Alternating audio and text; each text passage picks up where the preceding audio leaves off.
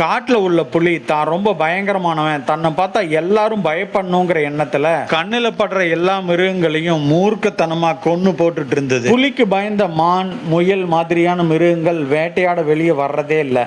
அதனால அவங்களோட குட்டி எல்லாம் பசியில படுத்து கிடந்தது. பசியோட படுத்து கிடக்கிறத பார்த்து கோபப்பட்ட மிருகங்கள் புலியை எதிர்த்து சண்டை போட்டது. புலி தன்னை எதிர்த்து சண்டை போட்ட எல்லா மிருகங்களையும் கொன்றுச்சு. இதை பார்த்துட்டு இருந்த ஒரு ஈ, நான் புலிக்கு சரியான பாடம் கற்பிக்க போறேன்னு கோபத்தோட கிளம்புச்சு. புலி எப்பெல்லாம் வேட்டையாட போகுதோ அப்பெல்லாம் இந்த ஈ புலியோட கண்ணுல விழுந்து மூக்குல புகுந்து புலியோட வேட்டையை கெடுத்தது. புலி நிம்மதியா வெளியில நடமாடவே முடியல. எப்ப பார்த்தாலும் புலியோட காதுல பூந்து சவுண்ட் விடுறதும், மூக்குல பூந்து குடையறதும். இந்த ஈ எந்நேரமும் வாயிலையும் மூக்குலையும் காதுலையும் பூந்து விளையாடுறதுனால வேட்டைக்கும் போக முடியாம, தூக்கம் இல்லாம, பசியில பைத்தியம் பிடிச்சு காட்டையே மிரட்டி பார்க்கணும்னு நினைச்ச புலி குகையிலேயே முடங்குச்சு. எல்லா வினைகளுக்கும் எதிர்வினை கட்டாயம் உண்டு.